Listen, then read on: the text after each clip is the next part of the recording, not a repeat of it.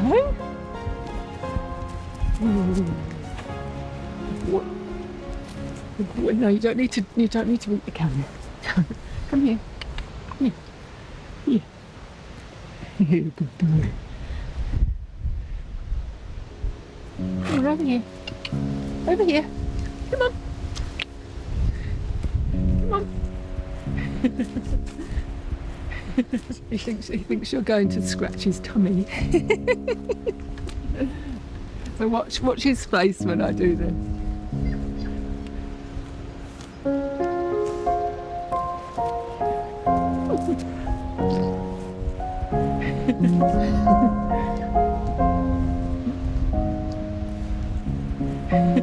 Most of them love it.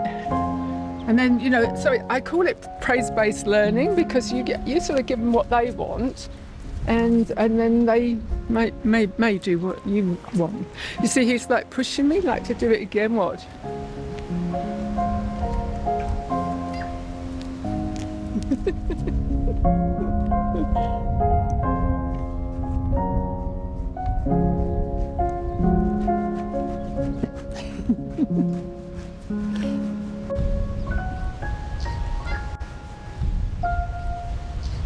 Not listening. Cool. Okay, let's have a walk over here. Come on. Hey, baby. Hey, baby. Yeah. No, he doesn't want you to. Now, if you just walk away, he'll probably follow you. Come on.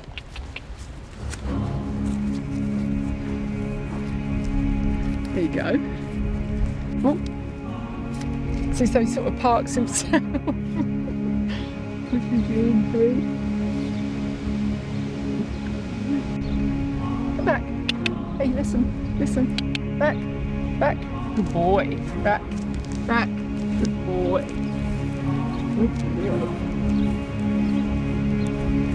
Good boy.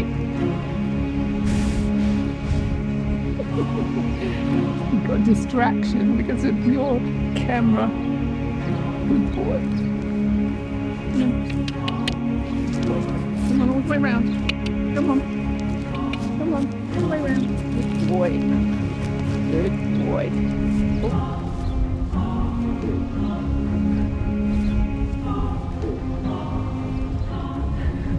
Okay, so basically it's all about who can move whose feet. So if you and this is what I learnt from with the horse that I bred. I realised that for 9 years of her life, she was moving my feet. So she didn't see me as she didn't see he's moving my feet. So I'll move his feet. So back. Good boy, back. Good. So when a horse knows that you can move its feet, it sees you a bit higher up in the herd, and if they know that they can move your feet, then they see you as down there. So there's not much respect. So that's what happened with this horse that I bred. There was no respect, and I always say to people that love isn't enough. You've got to get the respect first, then you can start building the partnership and the love. No. So I've got 7 horses that I bred from a mare that I bought in 1989 from a Irish horse dealer in Sussex. And I put her in foal. She was 3, and I put her in foal and bred the one, Jodie, her name was, the one that I had the issues with. So and then I bought them both out here from England. They flew out in a plane, and then Jodie bred 3 foals. So this is one of them. That big chestnut over there is the one that looks most like her, because she was chestnut. Yeah. And that one there was her first foal. So she bred 3 foals, and then I kept him a stallion, and he's bred 5 foals. So I've got 4 generations of horses that I've bred, since 1990. but as I say, it's mostly about respect, and then you can, you know, build trust and partnership.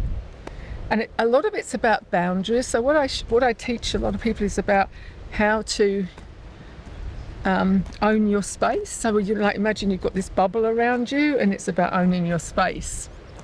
So when a horse realizes that you will respect, you respect your own space, it will respect you.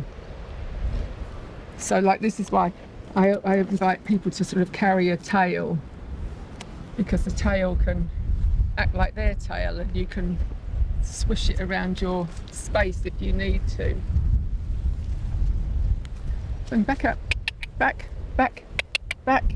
So you sort of make yourself a bit bigger, good boy, and sort of give yourself more room, because they can get quite crowdy in. And so it's like when they know that, you know, no, he doesn't want you either. No, back, back, back, back, back, back, back. Good boy, back, back. We don't want you in our face right now. No, we don't. You're good there. You're good there. So the other thing I do with the horses is called holding a sacred space. And what that looks like is that I go into the paddock with no agenda. Like the agenda I had this morning, I called them, so they came, right? So, but no agenda is that you stand and you just hold space with them. So you don't talk to them, you don't touch them, and don't look at them. So if I'm doing it with him, I'll just stand here and hold the space, and just, so when you think about it, how often do we ever go to another sentient being? So if he comes into my space, I'm just going to say, no, I don't want you in my space right now. How often do we ever go to another sentient being? I'm coming around the back with no agenda. So he's going to get in a minute that I'm not going to scratch him. He's going to ask you to do it, but he's going to get that's not what we're doing right now. Oh. When he gets it, he'll either walk off and go back to grazing like the others, or he'll just drop into a space and just be with me. So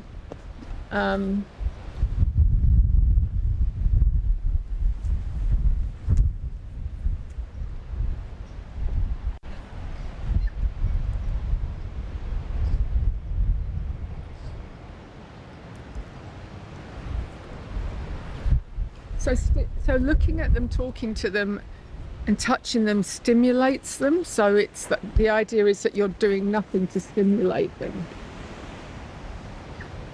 So I'm just standing here.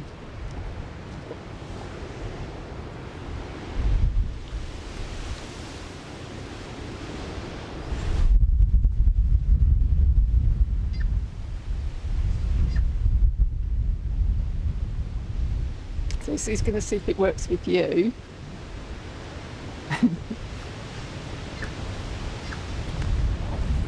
No, not me. So now he's losing interest and walking off and going to grazing. So that's, but I've got over there's a healing table in the paddock, and when they're in the mood, not when they're like this, because obviously they're in the grazing mode at the moment, but when they're in a quiet mode where they just stand in because that's the thing they like doing best with each other, is just standing in each other's company doing nothing. So they teach us as human beings to, you know, how we can do nothing, because we're not very good at doing nothing, are we? So I call it holding a sacred space, and I quite often get people to lie on that table over there and just allow the horses to be with them. And people have reported some very amazing healing taking place when that happens. Yeah.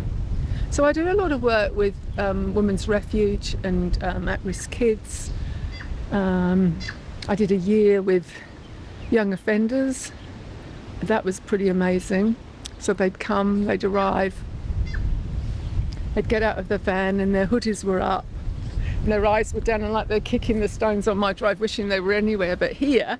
And then I'd say to them, let's go and meet and greet the horses whatever way suits you, you know. So they'd walk into the paddock all like, yeah, I know what I'm doing. And then you could see as they got closer and closer to the horses, they started getting slower and slower and thinking, shit, what works for me on the street isn't going to work for me here. And so their instant respect happens. So, yeah. So, yeah, it's all about connection, respect and partnership. And holding your space and respecting their space too. So sort of the rule of thumb is that if the horse is approaching me, I get to set the boundaries, and if I'm approaching the horse gets to set the boundaries. So yeah, I'll just show you how you ask for some respect, how you get respect, right? And it's about putting some energy, creating, so they're all eating at the moment, but so I'll show you how you can get them to think you're the most important person in the paddock rather than the grass. Okay. Does it apply to real life, dealing with people in the street? Yeah, absolutely it does, yeah. So I'm gonna focus on this one, this chestnut one here. And what I'm gonna do is that he's gonna know that I'm actually putting some energy to him, because they know, because they're prey animals and we're predators, so they know as soon as you start directing energy at them when the energy is going towards them. So I'll start walking towards him,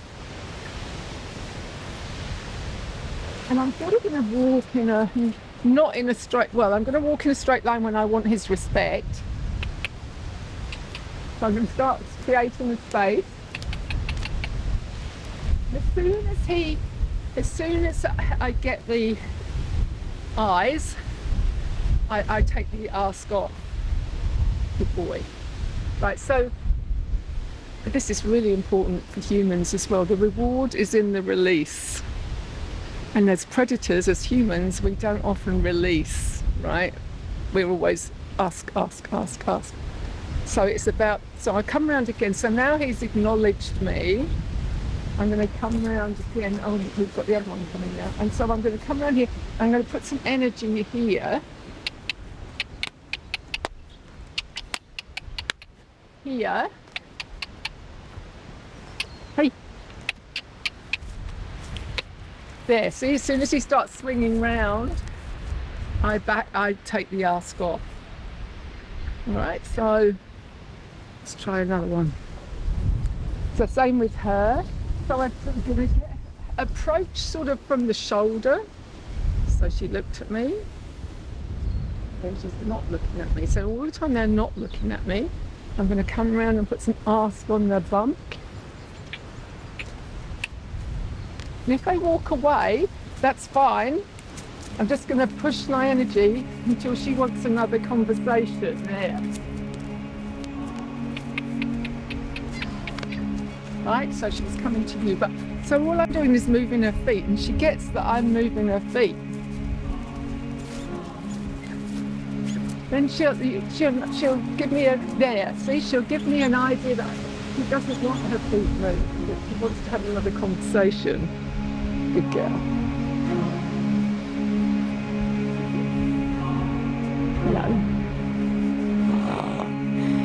Hello. So, yeah, that's sort of how, what I say, you get the horse to catch you rather than you catch the horse. Cool.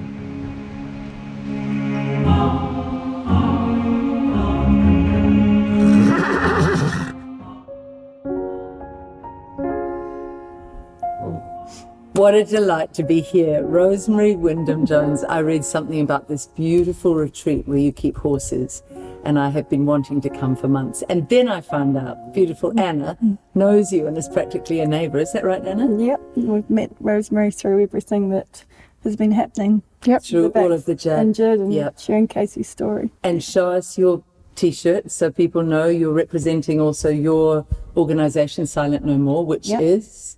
Oh, and we'll have an introduction, please. This is my little girl, Jessica. Jessica, Casey's youngest sister. you don't particularly want to talk. You just want to be by your mum. It's always lovely to have you. Come see the horses, eh? Yeah. Oh, well, we'll show you the horses when we finish the interview. I've got something I can say about this. We've got the number of this on the back. Well, now it's up. 58,399 adverse reactions and counting. It is now up to 63,300 Is this in New Zealand? and something. And that's in New Zealand. Yeah. 63,000. Since this was done a month ago, it is now up to 63,000. And that is on the MedSafe site. That's Yeah. the government's official site. The government has been claiming that we do misinformation. What we do is we take government information and we put it out there in a way that the government doesn't. It keeps that very silent. Yeah. We never hear about it. 63,000 jab injured 62, Kiwis. 63, I think it was. Go look, it's obviously jumped up since 58,000. That's a heck of a lot in a month and a bit. It is heartbreaking. Rosemary, we need places like this in New Zealand more than we have ever needed healing places. And that's why I wanted to talk to you today, among other reasons. But Kiwis are getting so desperate. And I think a lot of Kiwis need some good news. And this could help families. Tell us what you do. Okay. Okay, in a nutshell, what I say I do is that I hold space for people and horses to come together and let horses do their magic. And what is the magic, apart from these gorgeous walls that you've painted with these horses? These horses are painted by you. The love here, and there's a field full of horses up above us. Yes, I have 12 horses. What's the magic that horses do? What have you seen in your life? I've got so many stories. Can you give us one as an example, as a way in? Okay, this one really stands out to me because everything in life is all about energy. And I have a women's circle group come here once a month. And at lunchtime, I heard one of the women talking about some issue she was having with a tradesman. So I didn't like this. I wasn't in on the conversation, but I sort of went past and I said, that sounds like a boundary issue, because it's all about boundaries, right? With horses? Yes. Horses, respecting their boundaries. And you respecting your own, right? So boundaries is really, that's the first thing, because it's a safety thing. If you can respect your boundaries and you can respect the horse's boundaries, then the horse respects you. And they're so sensitive in picking up that energy, horses, that they know. So I've got the rule of thumb is if the horse is approaching you, you get to set the boundaries. And if you're approaching the horse gets to set the boundaries. So there's a mutual respect happens immediately. And so I always say that love isn't enough, right? Because you can, this is what happened with the horse that I bred back in 1990. I loved that horse. I was in the stable when it was born, right? But by the time it was 9 years old, it nearly killed me a couple of times. And it was like, because she didn't respect me. I was trained pretty conventionally. I did show jumping and dressage and all the stuff in England. So it seems like a past life now, but and why did she not respect you when you clearly had been at her birth and you'd loved her? This is really appropriate for parents who are struggling. You'd given her lots of love, but what else was it she was looking for from you? A partnership and a leader. And somebody very stable in your own energy. Someone, yeah, absolutely. Because I was scared of her. And she knew it, right? She was a great big 17-hand chestnut mare. And when she was having being stroppy, have an attitude, it was scary. And you were almost what, like a parent who's not giving a toddler nice, clear boundaries, back to that word, so that they can know where their world begins and That's ends. right. And I was saying earlier that so I sent her away to professional horse trainers, and she just came back worse because all they did was beat her up. Conventionally, it's all about domination and control. And so, Sounds like this government. well, yeah. And what I've found over the years of doing this, I've been doing it here for probably 16, 17 years, that there's a parallel line between what the horses have experienced over the last few millennium and what women have experienced over the last few millennium of domination and control. And so I think that's why women are drawn to, particularly women are drawn to come here with the horses, because even if they're not aware of it and it hasn't happened in this lifetime, it's generational. People, it's passed down, the trauma is passed down. That's a fascinating thought. There are so many threads here, aren't there? Because haven't so many of us experienced trauma, men and women, from a government and world governments? Look at the truckers in Canada. Look at the beautiful, brave people in our Wellington who've just been totally traumatized and literally walked over by this government. Now men know what it is to feel abused. Yeah. Men know what it is to feel raped, to have something put in your body you don't want. And there's this sort of sense of colonization. I said to a Maori friend, now I understand what you went through, your tupuna, your ancestors, because I feel colonized by this government. They don't listen to me. They're not treating me with respect. They're manipulating me. They're lying about me. And I don't just mean me. I mean me as a Kiwi. What do you feel, Anna? Yeah, totally. You are swept under the rug. You are looked at like you're fake and you're lying, and you're made to feel like you're gaslit. You're made to feel like speaking your truths is not allowed. Telling the truth is not allowed. Asking for help is not allowed. Can I say that to that woman, Kate, who is speaking on media from Te Punaha Matatini? That's what all your PR does. We all know that it's a lie. We know, Kiwis know. So many Kiwis are ringing me saying, wow, you're on a roll of honour, being one of the ones who's being set up as the 12 people of misinformation. We know that's not misinformation to gather true stories of jabbings of people. So, Kate, when you lie, we know, but it hurts. And that's a boundary, isn't it? That's a boundary she's transgressing. She's not telling the truth on media, and the media people are letting her get away with it. So what are you saying with the horses? That leads to this mixed messaging with the horses, and then they're not calm. Is that what we see? Yeah, because they're picking up on their energy. I mean, they've survived for millions of years, being able to pick up the energy of predators. So they're astute at it, and they can pick up energy from about a quarter of a mile away.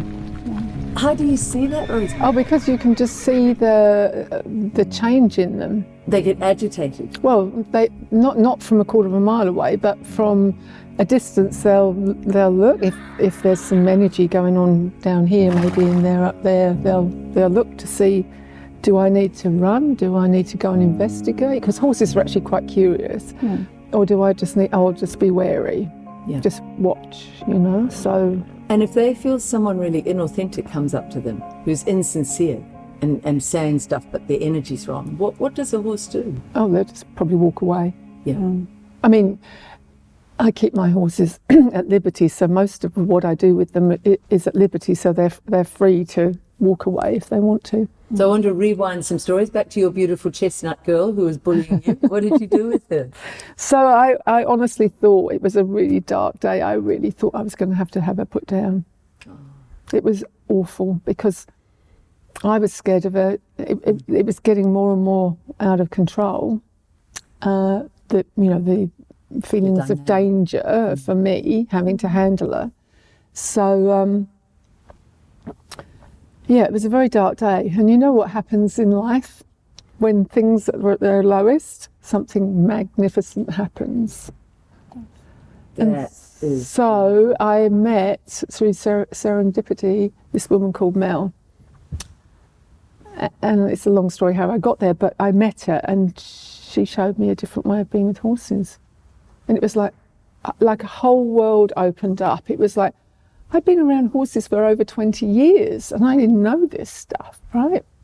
There's so many people that have been around horses for all their life and they don't know this stuff. What was the way? What did she show you? She showed me how to dance with horses. That's what really impressed me. She danced with this horse on the ground. It was like, I was like, my jaw was on the floor. I went, how did you do that? Right? Dance is a metaphor, I take it. What are you saying with that word dance? What is it? Well, they moved together. Oh, it literally is dancing. It's a movement together. They flow as one. Because horses, when they're born, you know, they want to follow. They follow their mothers. It's that they have this inherent knowing that following their mothers represents safety and security and food and all that sort of thing. So horses actually want to join up with you, but they won't join up with you if they don't see you as the leader or see you as someone worth joining up with. And if they don't, and this is why people get into trouble with horses, is because, like I did, and I know, speaking from experience, because you're not demonstrating that leadership. And some horses will take advantage of that, and they will start, you know, bossing you, or whatever the word is, and people go, it's a bad horse. It's not the horse. It's not the horse. No. So what's that energy you're holding inside yourself when you're going up to a horse? Is it it's a quiet inner leadership energy? Yeah. I know who I am. I know what I'm doing. And it's, I mean, it's life skills. Horses teach, it's not what we can teach horses, it's what horses can teach us about life skills. Gosh, that's humbling. And that's what being brave. And I'm seeing that with you. Becoming one with them. All of your journey with Casey's injury, and then all of these injured people reaching out to you, how you're learning to speak your truth fearlessly. Yeah. From the beginnings when you would be pushed around a bit by others, which I never liked, you're now saying, no, I have a boundary on this one. This doesn't work for me. Yeah. Can you feel that? I can see it. I can feel, all of a sudden I felt, you know, I've been doing this almost 7.5 months now since Casey was waxed injured. I didn't choose to do this. I reached out for help because no one was helping us in the hospitals. And it's become this. All these people now come to me asking for help. But I do see also people come to me to climb the ladder and to look for something for themselves that they can which go is and not do right. as well. And it's not fair because I could just, every day I'm like, I'm exhausted. I wish I could just stop all this and have my life back. But it's not going to happen because my daughter's not better. And I won't stop this till my daughter gets the help she needs and the waxed injured get the help they need. But I don't need others climbing the ladder and using all of the stuff I've brought together from the beginning. And it doesn't mean that I won't share, because I believe everyone should work together. But you do not But want don't to be... come and take from me and then make me go, done all this and I just want to give up. Don't make me give up. I won't give up, I know that, but don't use me or my child or the vexed injured to get a story. It is not fair. Their stories are their truths. Let them be the people that get to do that. Like through lovely people like Liz Gums, Karina Cruz, Louie. All these people are speaking their truths and I want their stories out through them. I trust them. They've never let me down. They will speak the truth for the vexed injured. But please, anybody else, don't come and take these stories if you're not going to actually help them and you only want a story. Do it for service. Do it for the jab injured. And that's lingo Louis referred to. So that's boundary setting.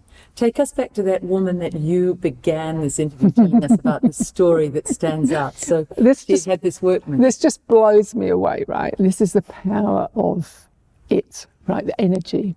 And healthy boundaries. Healthy boundaries. So I always say to, and I've said it to Anna quite a few times, no is a complete sentence. You can sometimes just say no. I love that. No. Yeah. Because as soon as you justify yourself or give you a reason, it weakens it. So no. Oh, Rosemary, my father had a saying on that: never explain. Your friends don't need it, and your enemies won't believe you anyway. Just be true to yourself. Yeah. Yeah. Okay. So anyway, so the next month she came up to me and she said he rang me up at like 10:30 last night and he wanted to come round, and I went, look, this is completely out of control. I said, you might have to get a court order to keep him away or whatever. And she went, yeah, I guess, and she was like hesitant. Anyway, we went out into the arena, and I can't remember the exercise I gave her, but I gave her an exercise. With a horse? With this? Yes. Right, and I went, and something, I think I get guided, right? And something came up, told me to go into the arena. You have to excuse my French, but I got hold of her shoulders, and I went to her, F no. I shouted at her, F no. I said, say it after me. And so she was like, F no. So we were saying it 2 or 3 times, and she was like, And then she went and did this. Let's say it out. Fuck no. Yeah. Fuck no. Yeah. Yes, that's what I did. There's a Fuck place no. for this. Yeah. Yeah. So anyway, she went out and did this exercise, and she came out and she was like different, right? But the beauty of this story is that guy did not contact her for 6 weeks. Does it make your hair stand up on your head? This is where science, She needed to find her power. She found her power, and real science is moving towards this quantum scientific. Absolutely. The real physics experts are understanding everything is in the field. It's in the field. Of energy, absolutely, and that to me was just such a confirmation, because he was contacting her 2 or 3 times a day, and when he did contact her 6 weeks later, she just went no. And then he never contacted her again. And do you think it was the connection with the horse that helped her to find that? Yeah, place? because if you can stand up to a 500 kg horse, if you can actually see how your energy affects a 500 kg horse, it's like whoa, this look how it empowers women. And it's not just women you help here. No. I read a story of youth who are starting to go off track, who could end up in prison. You've helped a lot of young people come here and find, how does that work for them when they're starting to be overwhelmed by life? Because I think at the moment we have a lot of young people. I've heard this morning there are young girls cutting themselves from the stresses of lockdowns, the confusion of the way Labour is running this country, the pressure on their families, their parents falling apart and divorces. These young ones need love and support to come out here and have a night for a frazzled mum and dad to come with their child or children and be able to be with the horses. Is that something you can do here? Oh, absolutely. I've got plenty of space. That would be incredible. And what sort of price would that be if they say bring their food and their own If they bring their food and their own bedding, I'm charging $50 a night. That's incredible to be able to be in the countryside and get up and just quietly be shown how to deal with the horses. And and apart from that, there's the walk to the beach, there's the lake, there's there's all sorts of, there's a hot pools down the road. It's just, there's a lot of good things that happen. Magical. We'll put the address up at the end. So what can it do for a young person who's angry, rebellious, depressed? What happens when they meet the horse in that state? Or what do you teach them, Rosemary? Well, I used to have young offenders come out here once a week. Right, and we did an exchange. The mentor brought them out one week, and I did a horse experience. And the next week, they do some work around the place. So I didn't get, it wasn't pay, it was an exchange. And so they'd get out of the van, and their hoodies were up, and they're kicking the stones on my drive, like, I wish I wasn't here. And I'd say to them, well, first of all, I'd say to them, so do you do high fives, hugs or handshakes? And they'd look at me like, oh, who the hell are you? Don't try to be one of us. We want to be here on happy. But that sort of made them, nothing else, it made them smile. Yeah. And then I'd say, well, you just go out into, so like where the horses are just out in the paddock at free, I'd say, well, you just go out and meet and greet the horses whatever way that looks like to you. So some would go out, and some would go, I don't really want to do this, or whatever. Anyway, they'd go out and, I'd just wait. So they'd go out, they'd climb through the fence, and some of them would be walking up that, I'm brave, yeah. As they get closer to the horses, you could see, oh, okay, what works for me on the street isn't going to work for me here. And So what the the mentor that brought them out said, instant respect For the horse. for everybody. Me, my mum, my 90-year-old mum was here at the time. Anybody that was here, respect. I never had any problems. A year they came out.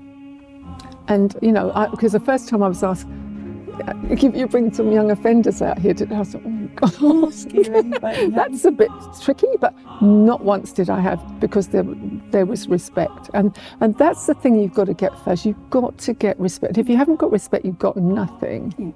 But what gave them instant respect for all of you, for the horses as well as the humans? Well, I think it was because they saw me handle the horses, and they thought, well, if she can handle the horses as cool as that, then the respect, because horses are big and they can be unpredictable and they can be all sorts of things, so.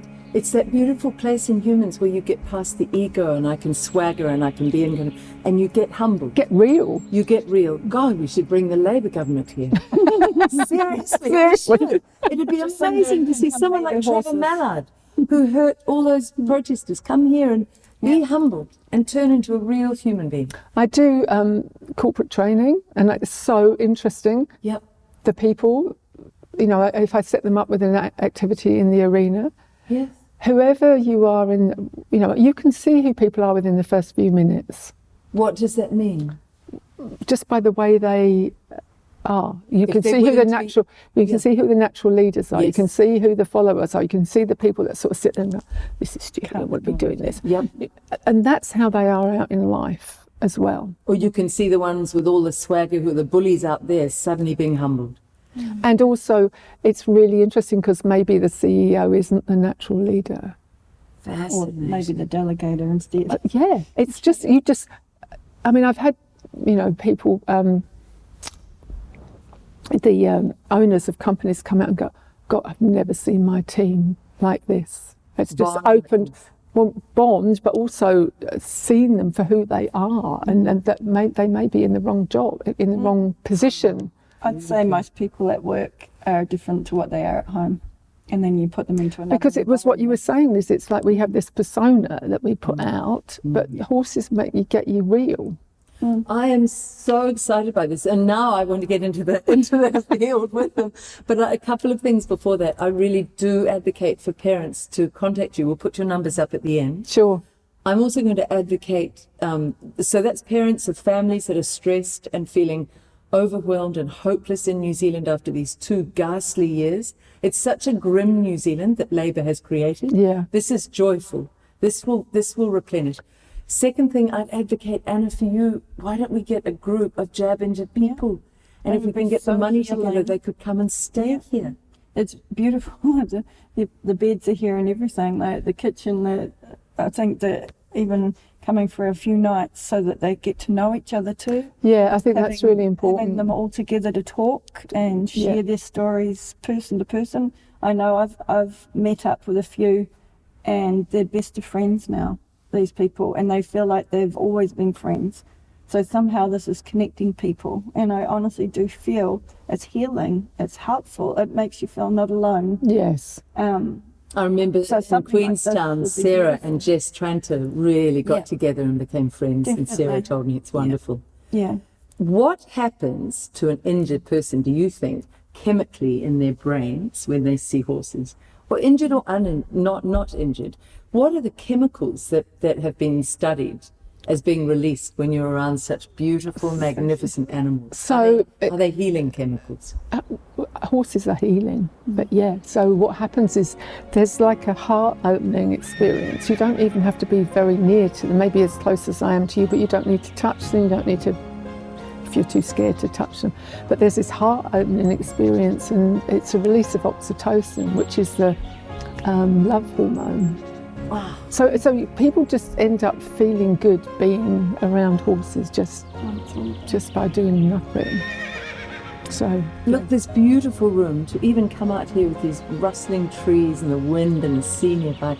Just being here without horses would be healing for yeah, well, it's getting out in nature, you know, it's so important. But to be able to have the added bonus, I've got butterflies going up to meet the horses. You've met them, haven't you, today? Were they gorgeous? Thumbs up? Yeah, they're nice. So maybe that Jab Injured group could come. That'd be amazing. I wanted thirdly to advocate for your charity that is still in its early stages, but you do offer help where you have money coming in. So if Kiwis can help build your charity, Yes. for those people maybe in certain parts of Auckland or in the area who cannot afford that extra bit of money, there might be some help if Kiwis will give to that. So we'll put your charity up. It's called Equine Pathfinders Foundation. Beautiful. That's really good, and that can be a charitable donation that's Sure. tax-free. And you know, if people can't afford to give anything, they could come and give their time and support. I mean, I run this place on my own, right? Or at least a co-host. Rosemary, you're incredible. So they could come and work. on Yeah, the they could land come and help. in return for a night. Sure.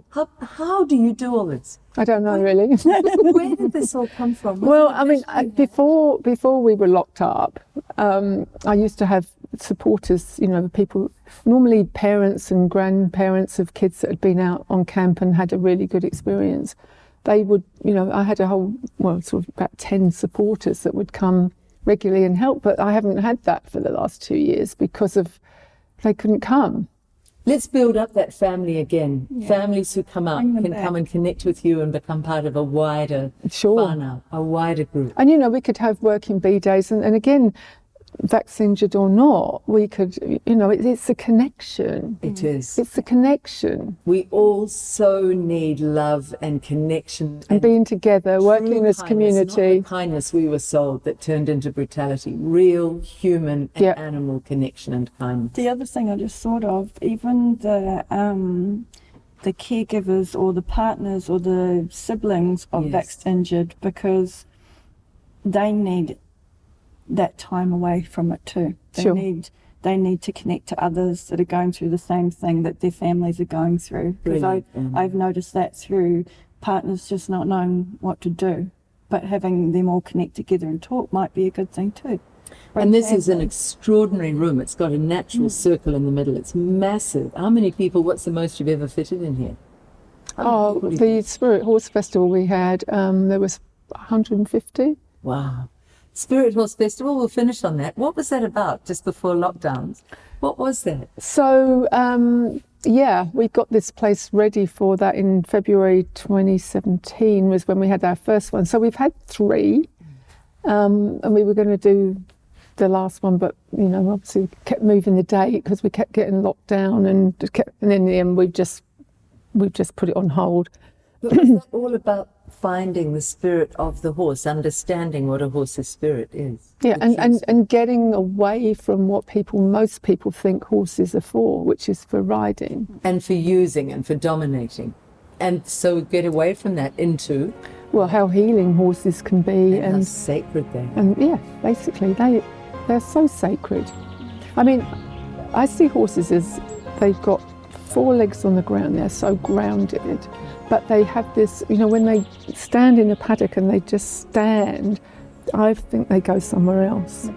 And they've learnt to do that when they're being abused as well. I've watched horses that are, you know, in a space that's not nice, and they have this ability to be able to almost go somewhere else. That's So, fascinating. yeah. I think this should be a bit of an ongoing series with you. I've got a little friend here. What's the name? Pit pot. Pip-Pop. I think, Rosemary, this should be an ongoing series, and especially if we can get that. Yeah, I'd love to- Jab I'd into love to. people to film that in the coming months. So I would ask any Kiwis who can afford to give some help to Rosemary's Foundation. I think this is a place of deep healing in West Auckland.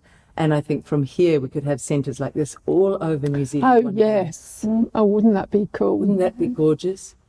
I think, Anna, just a final word to you, coming out here with all that work and all that stress you're under. Does it calm you? Oh, it's beautiful. Even the drive out here and the wind and everything, that didn't even bother me. It was with my little one having mummy and daughter time as well. It was beautiful to do as well. So, and it's peaceful. And she, look, she loves it. Will you show me how to Kids approach the love horses? Will you show me how to take me up to the field and show me how you approach a horse? Good. No fear. Let's go and have a look. Let's go and play with the horses. Let's go and play. Lovely to talk to you, and we'll keep this going.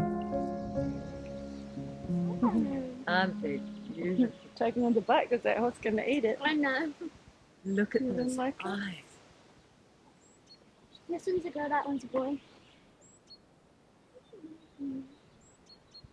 I love you.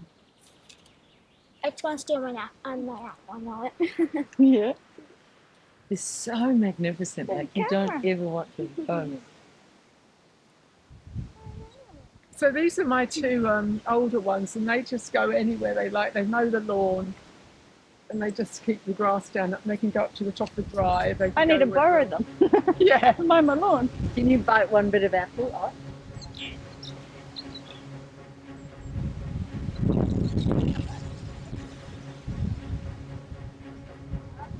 So how old? She's in her 20s, this one. But Jessica, shall I show you with Texas? This is Texas in here. Shall I show you something with him? You're going to come in there with me? Yeah. Okay. Let's go in here. So, okay, so when he comes to you, take a step back. So you like allow him into your space, right? But if he's too close, if he feel too close, is he a bit close? Huh? Or we can play a game with him anyway. You can say, I want to stand where you stand game. What? I want to stand where you stand. So you're going to put your little pink and black shoes where his hooves are. Right, so what are you going to do? Hang on. You're going to I get don't your, know how to do that. you're going to get your energy up. Get bigger, take a big breath in. Can I go to you? You're going to be shy. You're going to make mummy do it. I'll show you. Watch what Rosemary So does. get your energy up, and then you're going to play the game. Yes, you know I'm standing where he's standing. And what's that saying? This is me. This is just me. Just it's pushing my boundaries, my space.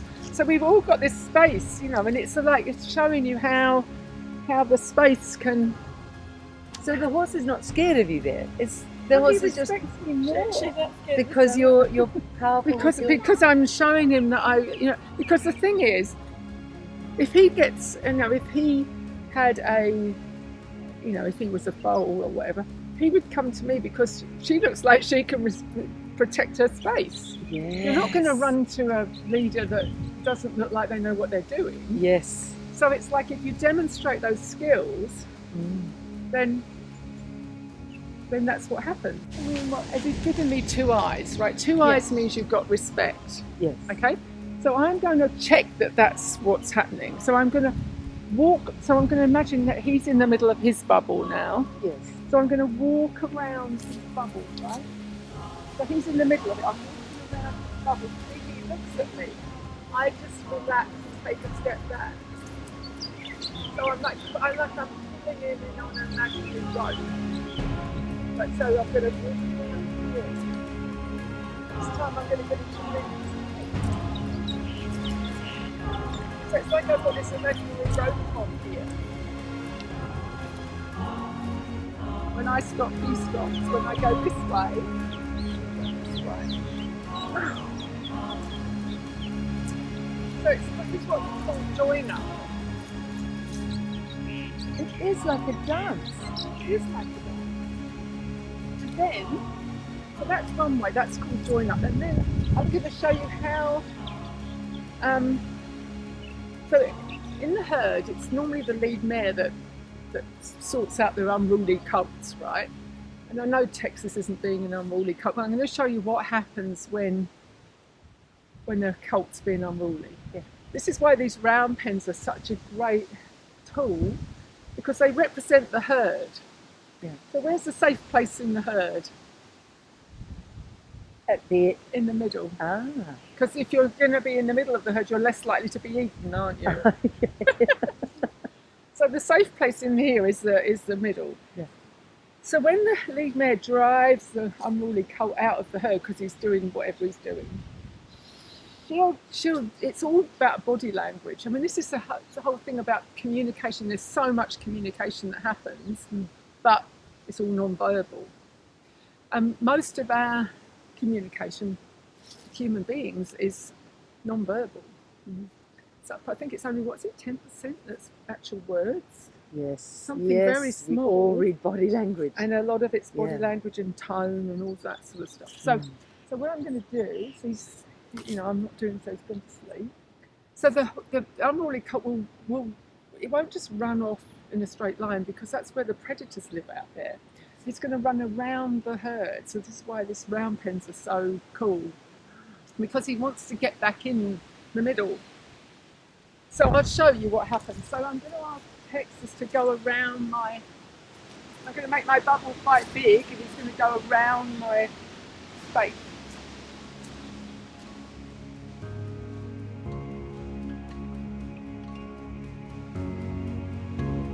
So I'm going to go to the right. So I'm going to go to the right. I'm putting my head down, right?